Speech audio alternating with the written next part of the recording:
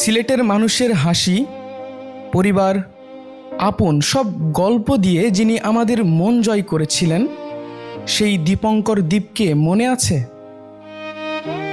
যে তরুণ তার কন্টেন্ট দিয়ে হাজারো মানুষের অনুপ্রেরণা হয়েছিলেন, সেই প্রাণোচ্ছল মানুষটি সম্পর্কে এমন কি মর্মান্তিক খবর এলো যা পুরো সিলেটকে স্তব্ধ করে দিয়েছে।